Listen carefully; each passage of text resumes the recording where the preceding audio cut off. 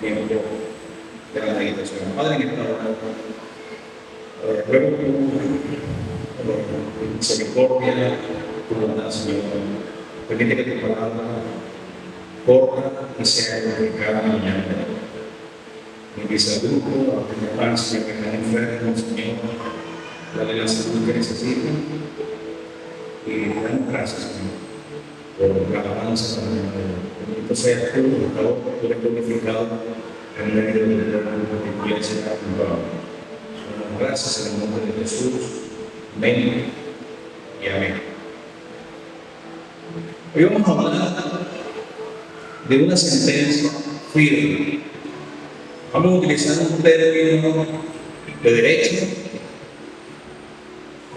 común entre los abogados, los jueces. Cuando se escucha, ellos hablan de la sentencia firme. Básicamente lo que están diciendo es una resolución judicial que pone fin al proceso produciendo el efecto de cosa juzgada. Término de ley. La sentencia firme es una resolución judicial que pone fin al proceso produciendo el efecto de cosa deseada y que no cabe otro recurso. Entonces una sentencia firme es algo que ya no tiene discusión, ¿correcto? Cuando el juez dice, esta es la sentencia firme, salgan sábado, salgan rara, esa es. Bueno, vamos a hablar de una sentencia firme, ya les veo más o menos de qué se trata. Se dice que una de las universidades muy famoso en los Estados Unidos, hay un enorme samán. El samán es un árbol que crece a 50, 60 metros de altura. Es un árbol muy robusto. Tiene un tiempo de vida aproximadamente entre 50 y 60 años, dicen algunos, posiblemente más. Pero este enorme samán que estaba en esta universidad, que era realmente el símbolo emblemático de la universidad, que era muy hermoso, muy frondoso. El día menos pensado el árbol cayó. Nadie daba crédito de lo que había ocurrido, que ese enorme árbol de la noche a la mañana cayó. Y bueno, obviamente eso fue curioso para muchos. Las autoridades de la universidad comenzaron a ver las razones por las cuales el árbol había caído y se consiguieron, ¿verdad? Llegaron a la conclusión que lo ocurrido se debía a una espiral descendiente. Es el término que utilizaron estas autoridades universitarias. Eso es debido a una espiral descendiente. Las espirales generalmente van subiendo, ¿verdad? Esta comenzó abajo. ¿Qué querían decir? Que una plaga de insectos había atacado de tal manera al robusto árbol que había comido totalmente, dañando sus raíces y había dañado todos sus tallos, todo lo que estaba dentro del árbol. Y el árbol, que lucía hermoso y frondoso, pues estaba totalmente podrido. Y de la noche a la mañana, una fuerte brisa tumbó el árbol. La sociedad, el mundo, la sociedad, la familia, los individuos, las iglesias incluso, están padeciendo, hermano, algo similar. Están como el árbol.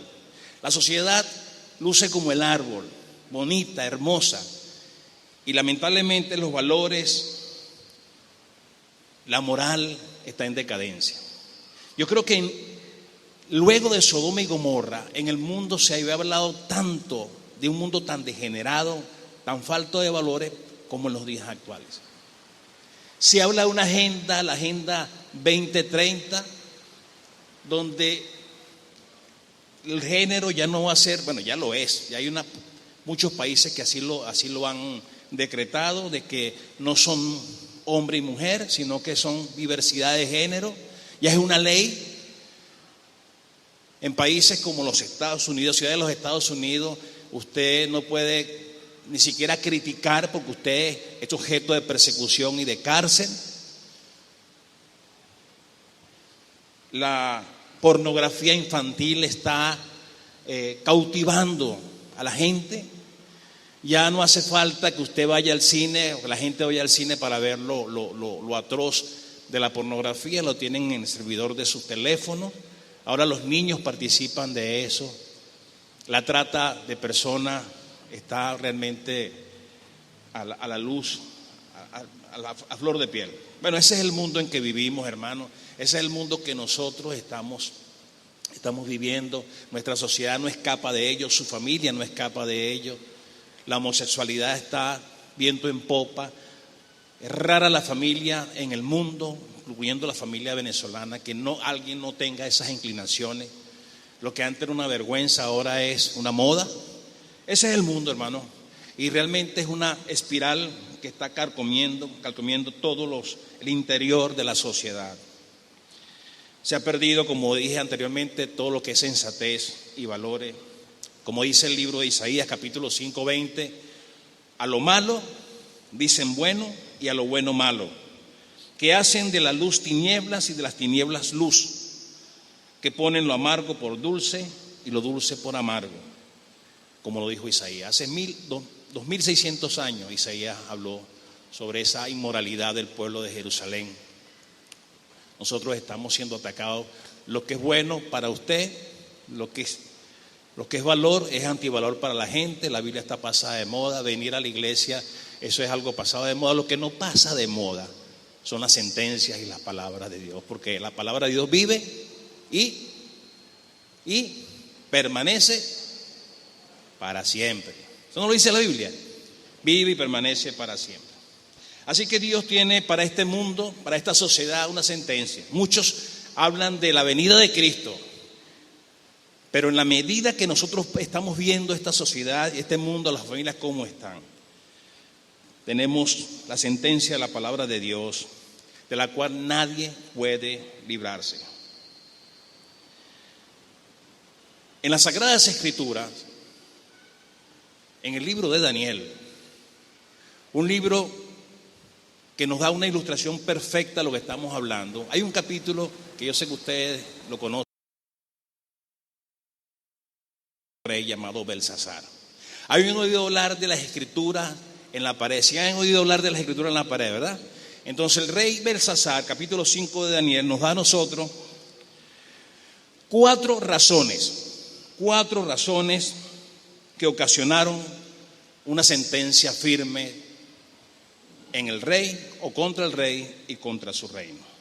Vamos a ver entonces cómo esta espiral descendente, esta forma de caída en los valores no es nueva, no es cosa de hoy, no es un modismo, es algo que se viene tejiendo a través de la historia de la humanidad. Que a lo bueno dicen malo y a lo malo dicen bueno, dice Isaías. Así que vamos a ver en el libro de Daniel, capítulo 5, las cuatro razones que pueden ocasionar una sentencia de parte de Dios contra cualquier pueblo, nación, sociedad, familia, persona e iglesia. Usted no puede hacer lo malo pensando que va a cosechar lo bueno. La única manera en que cese la sentencia contra usted es que usted tenga en su vida al Hijo de Dios, que usted tenga el perdón de sus pecados, que usted en arrepentimiento vaya ante Dios, ante Cristo. Es la única manera de que el juicio ante usted cese. Y de eso se trata, de advertir a la sociedad hoy en día de que el juicio de Dios es inminente y que la única manera que nos podemos librar de ese juicio, de la ira de Dios, es a través del salvoconducto llamado salvación en la persona de Jesucristo. Si usted no tiene a Cristo en su vida hoy es el día de salvación para usted. Si Cristo existe, le va a hacer mucho bien a su vida.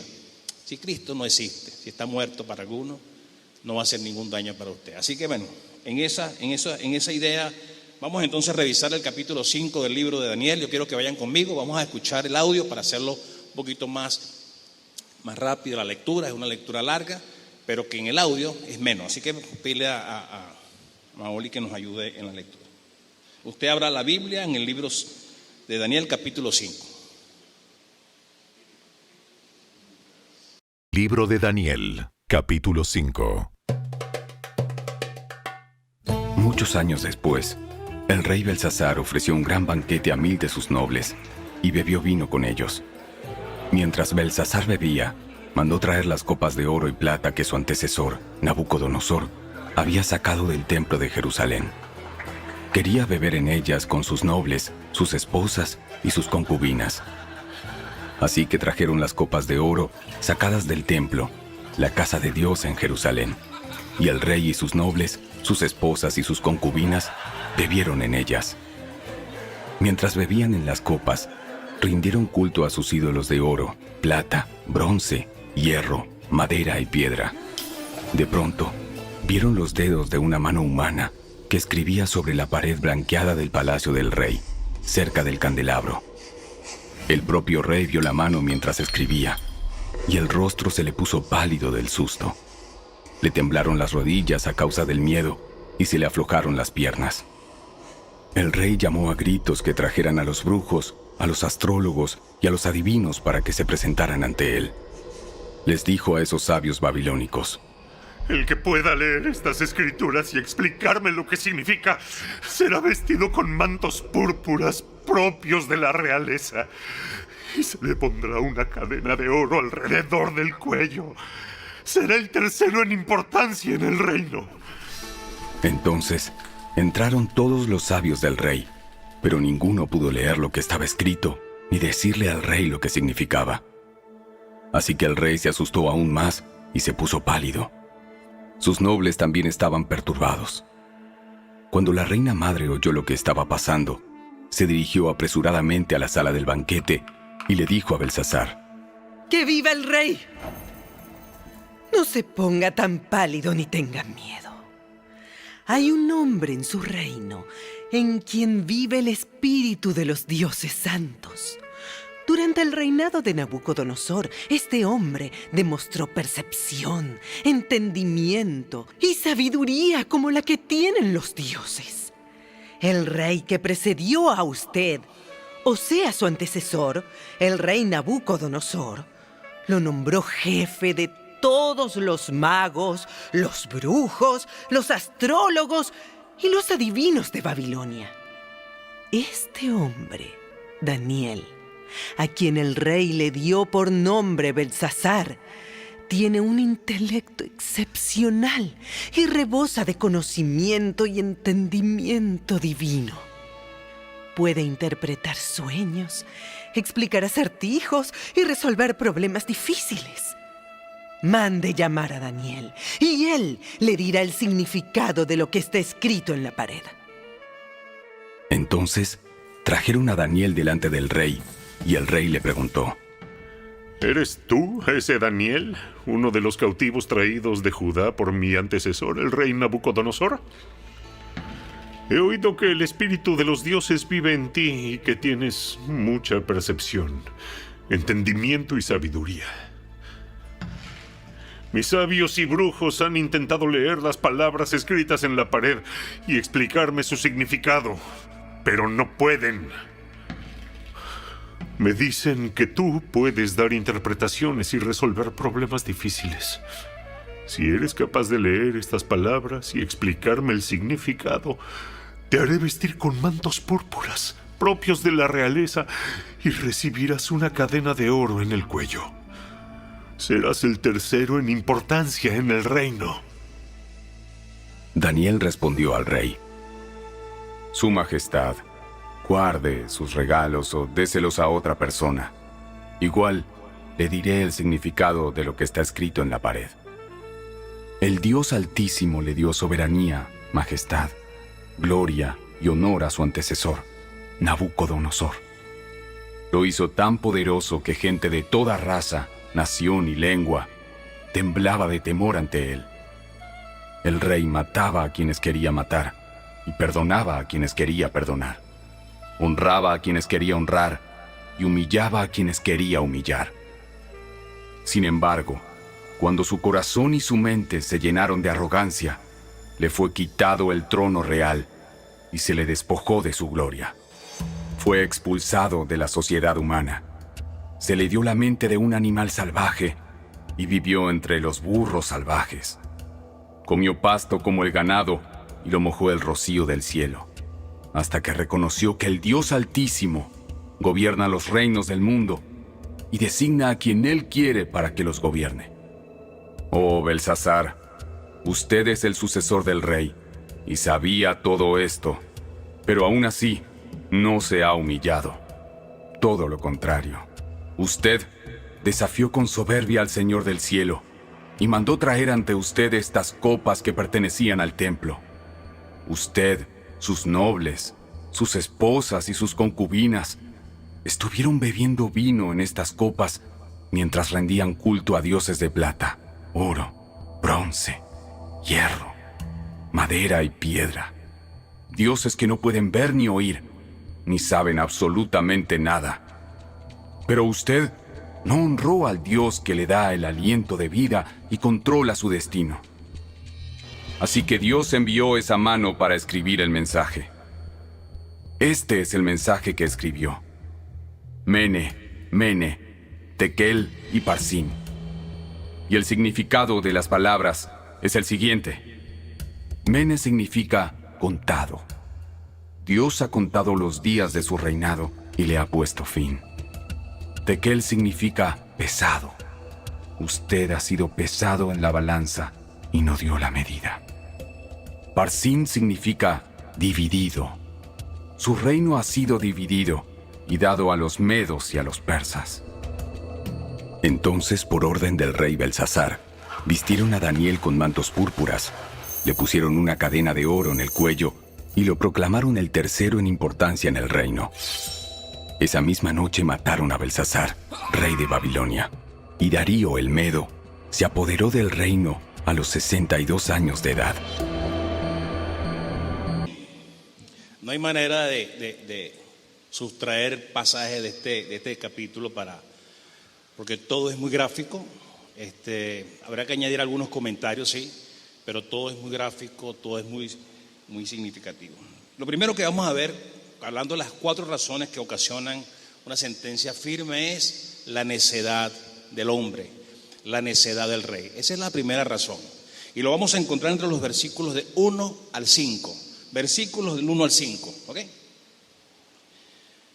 Solamente para que detenga su mirada en esos versículos, nos encontramos en un escenario en Babilonia. El rey Belsasar, nieto de Nabucodonosor, estaba haciendo un banquete. Pero era un banquete extraño, porque toda Babilonia estaba siendo sitiada por el ejército de los medos y de los persas. Es decir, toda la ciudad, alrededor de la ciudad, estaba el ejército acechando de Darío y el rey estaba celebrando un banquete. Pero esto no era un banquete normal, esto era una orgía. Mandó a buscar a sus príncipes, a sus esposas y sus concubinas. Se emborracharon hasta el cansancio, pensando quizás que las defensas de Babilonia lo iban a proteger, que tenían las provisiones para aguantar el asedio, para matar el asedio que tenía contra él. Y entonces se perdió realmente el sentido de lo correcto. El rey estaba celebrando, y cuando digo que era una orgía, así lo dicen los historiadores, una orgía total, los que entienden el término, era algo de lujuria, desenfrenada, una fiesta que no tenía ningún tipo de control. ¿Cuál era el motivo de esa fiesta? Era tratar de animar, de subir la moral a sus príncipes, de subir la moral a su ejército ante el acecho del ejército de Darío. Pero ¿qué pasó, hermano? Como toda fiesta donde abunda el licor, donde abundan las drogas, donde abunda el desenfreno, se salió de control. El rey se emborrachó. El rey estaba desnudo, como dice la historia, y se emborrachó y superó a su abuelo en cuanto a la profanación de los utensilios de la casa de Dios. Recuerden que Nabucodonosor, 45 años antes, quizás 40 años, después que invadió a Jerusalén, trajo todo lo que estaba en el templo, todo lo que se usaba para la gloria de Dios, lo trajo, profanó el templo y lo dejó ahí en Babilonia. ¿Qué hizo Belsasar? Superó a su abuelo. Dijo: traigan los vasos, traigan los utensilios, y con los mismos vasos, con los mismos utensilios que se utilizaban para la gloria de Dios, comenzó a tomar él y su corte completo. Eso fue lo que ocurrió. La necedad del hombre, la necedad del rey. Esa es la primera razón por la cual viene el juicio de Dios. La profanación de lo sagrado, de lo que era de Dios. Tengamos cuidado con eso. La segunda razón, la conciencia del rey. Es lo que lleva también a la sentencia firme que hemos hablado. Está entre los versículos del 5, eso abunda mucho, es mucho más allá de lo que, al 5 al 16, más o menos unos 10 versículos. ¿De qué trata esta conciencia del hombre? Si ustedes se dan cuenta, recuerdan que cuando el rey borracho vino a la mano y escribió en la pared, ¿qué fue lo que pasó en el rey? ¿Comenzó a qué? Comenzó a temblar. El miedo le llegó, lo que significa que aunque no sabía lo que estaba escrito en la pared, porque no podía leer el idioma arameo que estaba allí, y porque era escritura de Dios, el rey sabía por su conciencia de que lo que estaba haciendo estaba malo. La conciencia del rey. El rey estaba horrorizado. Su fiesta se convirtió de alegría en terror. Su conciencia estaba activa. Y esto es interesante, mi querido hermano, porque él no sabía, si usted no entiende el idioma, si usted no entiende el mensaje, de qué preocuparse, pero él sabía, como dije, que las cosas no iban bien. Y la conciencia del mismo rey lo acusaba. Es interesante que Romanos capítulo 2, versículo 15, Pablo habla de eso mismo. A veces entendemos que la persona que nunca ha escuchado de Dios puede hablar mal de Dios. Como yo nunca he leído la Biblia y no la entiendo, no entiendo ese lenguaje con que aparece la palabra, pues entonces yo me olvido de Dios. Y en mi actuación, no importa si yo me burlo de Dios, si yo juego con Dios, si yo niego a Dios. Y Romanos capítulo 2, versículo 15 dice lo siguiente, hablando de los que no tienen a Cristo, dice, demuestran que en su mente está escrito lo que está bien y lo que está mal, así como dice la ley, y su conciencia les sirve de testigo.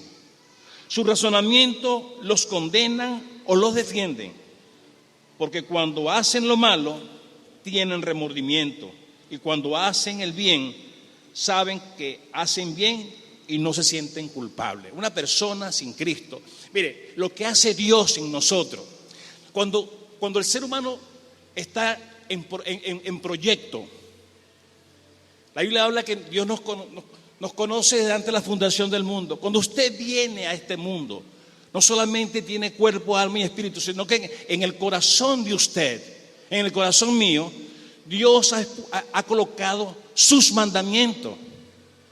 Aunque usted piense que lo está haciendo bien o mal, su conciencia le va a hablar de eso. Para nadie es un secreto, no tenemos que pasar por la universidad para saber que robar es malo, ¿sí o no? Usted no tiene que pasar por la universidad para saber que el adulterio es bueno o es malo. Usted no tiene que pasar por la universidad ni tomar un curso de avanzada para saber que mentir, que ofender, que deshonrar a los padres es malo. Su conciencia se lo está diciendo. Lo que hace la Biblia es aclarar más la idea, pero usted sabe que está malo. Eso no lo tienen los animales. Un perro muerde a alguien, usted no le dice, oye, ¿no has pensado que lo que estás haciendo no es incorrecto? El perro no va a entender eso. Pero el ser humano, cualquier persona, en cualquier sociedad, en cualquier cultura, sabe de eso, porque Dios escribió los mandamientos en su corazón. Ahí están, para hacer lo correcto delante de Dios.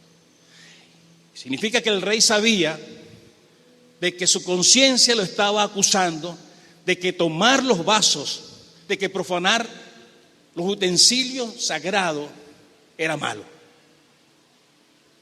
Así que la conciencia del rey lo acusó. Número 3, todo cambió, hermano, todo cambió. Todo cambió allí. Y una cosa interesante que le quería comentar. ¿Por qué ninguno de los magos, de los astrólogos, de los brujos, de los hierbateros, los que estaban allí? Porque eso eran. pudieron descifrar, ninguno pudo descifrar lo que estaba escrito. Aunque supieran conocer el idioma de los hebreos, no iban a entender. La Biblia dice que el hombre natural no puede discernir, no puede percibir las cosas que son del Espíritu de Dios. Para el hombre natural las cosas de Dios son locura, porque tienen que discernirse espiritualmente. No todos tenemos acceso a la Biblia, pero no todos tenemos la sabiduría para extraer de la Biblia los principios de Dios. Quien nos guía a toda verdad es el Espíritu de Dios. Por eso es importante que usted entregue su vida al Señor. Usted dirá, pero es que es tan reiterativo. Es que la única manera de entender a Dios es a través del Espíritu Santo. Estos famosos astrólogos no iban a poder descifrar lo que realmente estaba allí. Así que, hermano, la conciencia realmente no ayudó. O mejor dicho, la conciencia lo juzgó, pero no ayudó a tomar una decisión. Número 3. Entre los versículos del 17 al 24 está la tercera razón.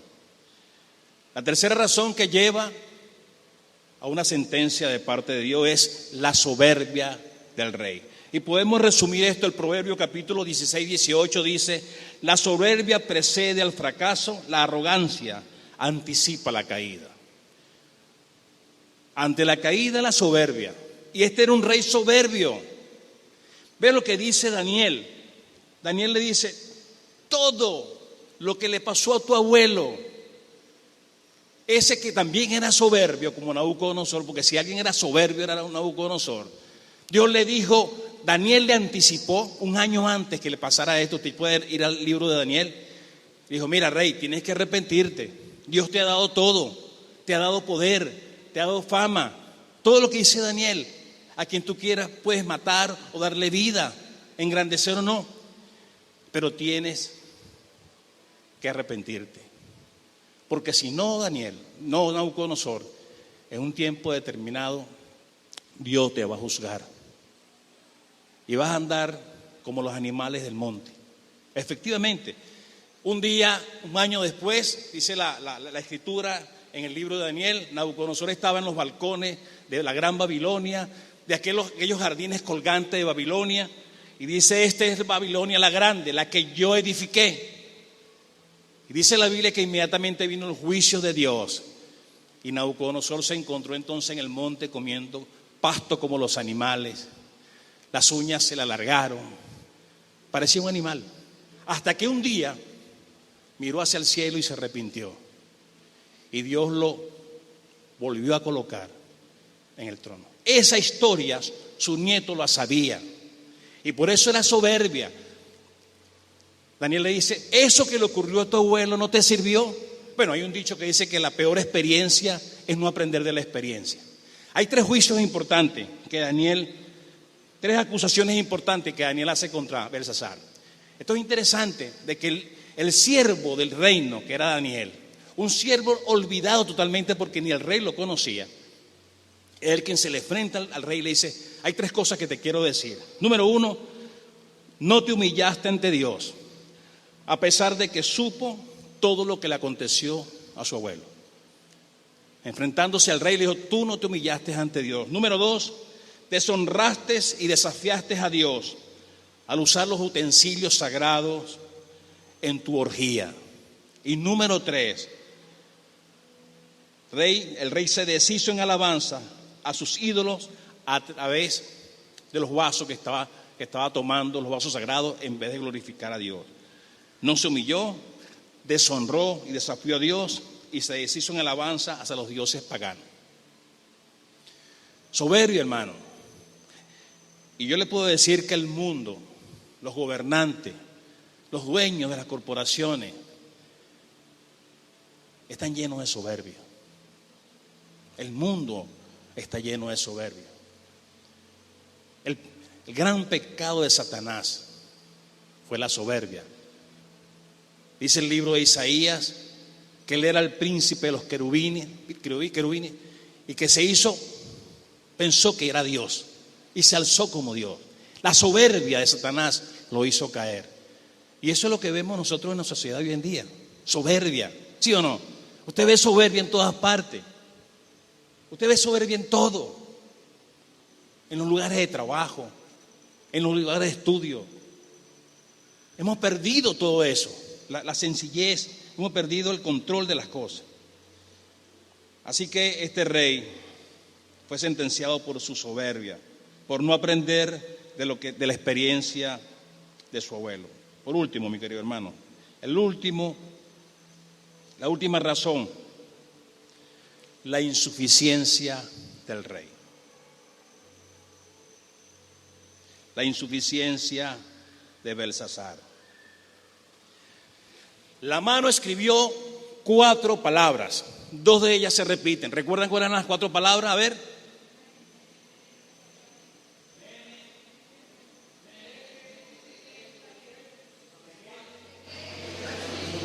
Esas son las 4 palabras, correcto.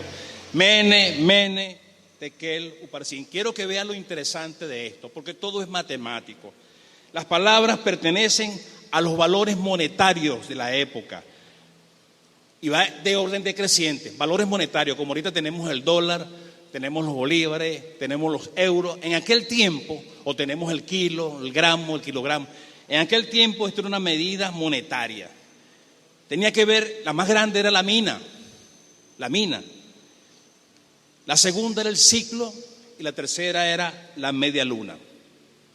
En orden decreciente, lo que se escribió en la pared, lo que escribió Dios en la pared, fue una medida con que estaba juzgando al rey, desde la más grande a la más pequeña.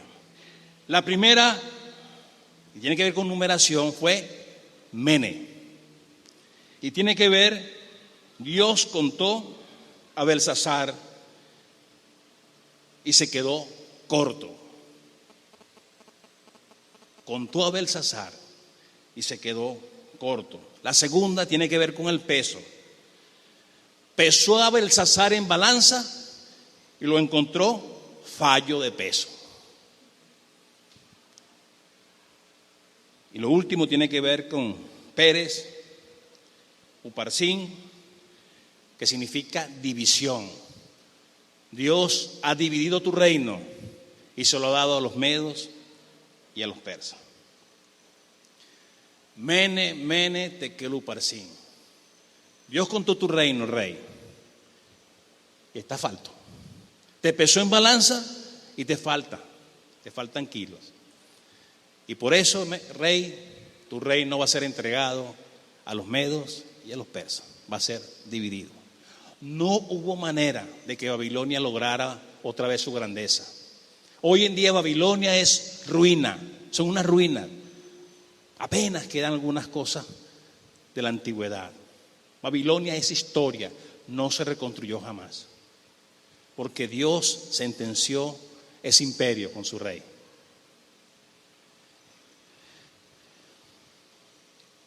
...70 años antes de que esto ocurriera... y esto es interesante, mis queridos amigos y hermanos... el profeta Jeremías profetizó sobre Babilonia 70 años antes. Y vean lo que dice, se lo voy a buscar, no tienen que buscarlo ustedes. Lo que dice Jeremías: yo embriagaré a sus príncipes y a sus sabios y a sus capitanes y nobles y a sus hombres fuertes, y caerán en un sueño profundo, en un sueño eterno, de lo que no podrán despertar. Palabra del rey, cuyo nombre es el Señor, Rey de los ejércitos. Así ha dicho el Señor de los ejércitos: la ancha muralla de Babilonia será derribada, las puertas serán consumidas por el fuego. En vano se fatigaron los pueblos y las naciones, pues su trabajo acabó siendo consumido por el fuego. Lo que está diciendo Jeremías es lo que ocurrió en Babilonia.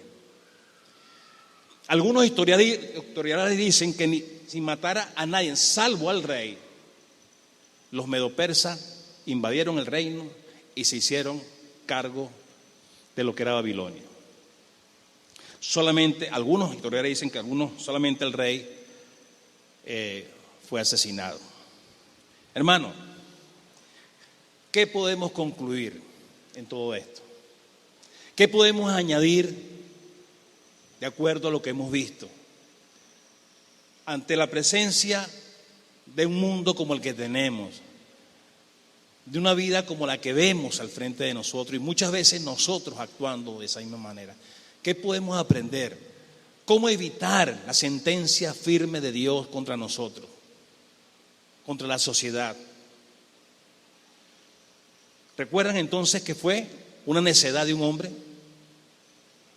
Una fiesta vulgar, sin control, que la conciencia de lo bueno y de lo malo no tiene que pasar por las universidades, sino que usted la tiene, sus niños la tienen, el bebé que está por allí la tiene, mi nieta Abril la tiene, Dios le colocó eso allí, lo bueno y lo malo, que la soberbia destruye y que la caída es segura cuando somos soberbios. Y por último, la insuficiencia de nosotros, del ser humano ante Dios. Usted ve que el mundo está todo es un desastre. Inundaciones, de todo. O sea, no solamente meta sus ojos en las redes sociales, en la televisión, dice, esto es verdad. Pues eso es verdad, eso está ocurriendo. ¿Qué podemos aprender de todo esto? Belsasar no discernía. Tenemos que aprender a discernir. Él no sabía cómo enfrentar la situación y por eso, lejos de buscar a Dios como su abuelo, Belsasar se fue a la fiesta, a la lujuria, al libertinaje, y eso fue lo peor, pensando que los 1000 príncipes lo iban a proteger. Craso error. ¿Qué otra cosa nos puede enseñar esta lección del día de hoy? Que la arrogancia, que la soberbia de los hombres de hoy en día lo podemos ver, palpar como hace 2600 años atrás. Al final de cuentas, los soberbios, la gente como Belsasar del siglo XXI, tarde o temprano tienen que reconocer a Dios. El conquistador más grande de la antigüedad se llamó Alejandro Magno. Y al final de sus días, a los 33 años de edad, Alejandro Magno pidió, ¿se acuerdan que le pidió que los médicos fueran con él? Que los tesoros fueran detrás de él, que la gente viera que estaba desnudo, porque nada de eso se estaba llevando a su muerte.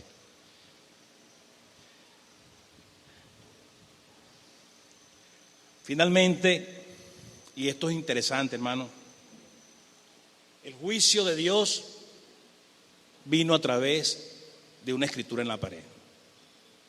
Mene, mene, tekel, uparsin. A través de la historia de la humanidad, Dios ha traído su palabra. En primer lugar, ahí está la historia del pueblo de Israel. Pudiéramos decir que es como la primera iglesia. Si nosotros hacemos referencia al pueblo de Israel, cómo fue el trato de Dios con el pueblo de Israel, lo podemos ver en el Nuevo Testamento, cómo es el trato de Dios con el nuevo Israel, que es la iglesia. Las profecías y la ley. Luego vino Jesús a través de su sacrificio y nos habló. Pero Dios depositó en nosotros la Biblia, la palabra de Dios. Usted tiene la palabra de Dios, que es el juicio y la salida del juicio de Dios en su mano. No hay manera, no hay forma que usted diga, es que no me lo dijeron, es que nadie se acordó de mí, porque la Biblia está a su alcance. Ahora, hace 30 años no estaba como está hoy en día. Todas las versiones que usted quiera, toda la forma que usted quiera, en la manera sencilla, su lenguaje. Hoy vimos un ejemplar de la Biblia latinoamericana, de la Biblia textual latinoamericana. No lo habíamos visto. Un nuevo ejemplar que tenemos a nuestro alcance. Lo que quiere decir es que Dios tiene a su alcance su palabra. Ya no hace falta que Dios escriba en la pared para que usted sepa cómo está usted. Ya usted tiene que abrir la Biblia solamente y la Biblia le va a decir cómo estamos nosotros. Es el único libro que lejos de leerlo usted le habla a su corazón. Así que esta mañana, hablando de la palabra de Dios, queremos realmente que usted tome en consideración lo que pasó con Belsasar, que usted puede evitar el juicio.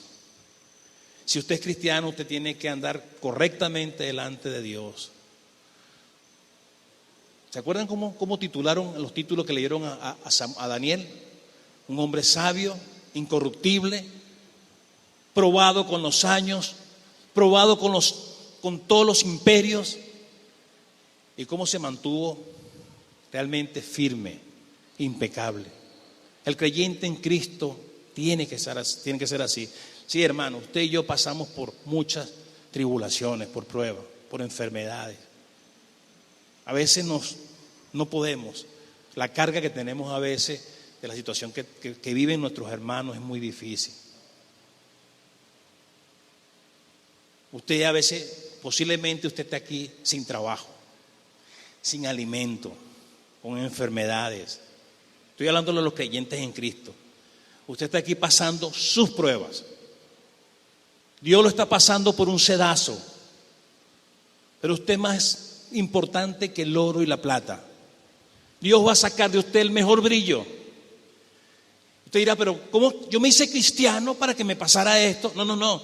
Es que Dios permitió que tú te hicieras cristiano para que soportaras esto. Otros en nuestro lugar están abandonando sus hogares, están abandonando este mundo. Usted debe estar firme, arraigado en la roca fuerte que es Jesucristo. Por eso Dios te hizo cristiano. Y que los tiempos, solamente Dios sabe qué tiempo podemos soportarnos cosas. Pero lo más importante es que el soporte más grande de nosotros es Dios en nosotros. Y al que no tiene Jesús, es mi llamado esta mañana a que abra su vida, abra su corazón a Jesucristo. Si usted no abre su corazón a Jesucristo, el juicio de Dios será con cada uno de nosotros. Evítelo. Entregue su vida a Jesucristo. Ponga sus pecados donde ha puesto su fe, en la cruz del Calvario. Cristo va a hacer mucho en su vida. Como dije anteriormente, sin Cristo, muchas de las pruebas que usted y yo hemos pasado no lo hubiesen podido superar. Con Cristo somos más que vencedores. Así que quiero en esta mañana orar por usted, hermano. Usted que está pasando pruebas difíciles. Ya sé que el pastor Oscar oró por usted, pero quiero hacer una oración, si me permite, una oración más. Y luego orar por aquella persona que nos está visitando o que ha estado aquí hace tiempo, pero sabe que en su corazón, sabe que en lo profundo de su ser, que su conciencia le está diciendo: tú no has entregado tu vida a Jesús. Dios no tiene nietos, tiene hijos. Ponga su vida en las manos de Dios. Crea que realmente Dios va a estar con usted. El Evangelio es la única religión en el mundo donde el Dios de esa religión está en el corazón de las personas, está dentro de las personas. Así que vamos a orar por las personas que están pasando su situación difícil, para que Dios le dé el doble de la paciencia, de la fuerza, de la esperanza, para que sepan de que Dios no le va a abandonar. Cristo dijo: yo estoy contigo todos los días hasta el fin del mundo. Padre, en el nombre de Jesús, pido por mis hermanos, por tu iglesia, Señor. Sabemos que muchos de nosotros están pasando o estamos pasando, Señor, situaciones muy difíciles. Y a veces no tenemos respuestas. A veces, Señor, nos preocupamos y mucho más nos angustiamos. ¿De dónde vendrá la provisión? ¿De dónde vendrá la ayuda? ¿De dónde vendrá la fuerza? Y eso viene de ti, mi Señor. Daniel, ese es el mejor ejemplo que tenemos. Superó todas las pruebas, y no claudicó. No denigró de ti, Señor. Se mantuvo fiel al Dios poderoso. En ese Dios hemos confiado nuestra vida. Yo te pido, Señor, por cada uno de mis hermanos que están pasando enfermedades, situaciones difíciles. Tú sabes, Señor, tú los conoces mejor que yo. Así que pedimos, Dios, para que ellos sientan tu presencia especial en su vida. Y ayúdale, Dios, a encontrar la salida. Dirígelos tú, Señor, para que vean la luz al final del túnel. Bendecimos tu nombre, Dios, y ahora te pedimos por aquellas personas que no conocen a Jesús, que tienen fe, pero quiero pedirte, Señor, que pongan sus pecados en los pies en la cruz del Calvario, en la persona de Jesucristo, que entreguen sus vidas, Señor, en arrepentimiento por sus pecados y pidan el perdón de sus pecados en esta oración que vamos a hacer, Señor. Toca sus vidas, Dios, toca sus corazones, Señor. Solo tú lo puedes hacer. El Dios de Daniel sigue siendo nuestro Dios. Bendito sea, Señor. Mientras los hermanos están orando, pidiendo por tu vida, quiero pedirte, por favor, a usted que no ha entregado su vida al Señor, nunca lo ha hecho, nunca ha sido desafiado. Hoy Dios te está desafiando tu vida. Te está diciendo que te ama, que quiere tener una relación contigo. He aquí, yo estoy a la puerta y llamo, dice el Señor. Si alguno oye mi voz y abre la puerta, entraré en él, cenaré con él y él conmigo. Habrá comunión entre tú y Dios. Haz esta oración sencilla de fe. Si no la has hecho, o si no la has hecho de fe, yo te invito a que lo hagas en la mañana de hoy. Jesús, aquí estoy, Señor Jesús, delante de ti, Señor, oyendo tu invitación a tener comunión contigo. Estoy aquí, Señor Jesús, para decirte que soy pecador, para escuchar, Señor, tus palabras de que lleve mis pecados ante ti y que tú los perdonas. Dios, te quiero pedir perdón por mis pecados. Quiero pedirte que me limpies, Señor, de todo pecado. Que creo en ti, Señor, y que fuiste a la cruz del Calvario por mis pecados. Y que en la cruz del Calvario, Señor, tú me libraste del castigo. Yo creo en eso, Señor, en esta mañana. Y quiero entregarte mi vida para que transformes mi vida en la persona que tú quieres que yo sea. Te doy gracias por tu muerte, te doy gracias por la resurrección, porque ella me dice a mí de que así como tú estás vivo a la diestra de Dios, yo también estaré contigo, Señor. La resurrección me da a mí la certeza de la vida eterna. Señor Jesús, aquí estoy. Te entrego mi vida en esta hora. Amén. Mientras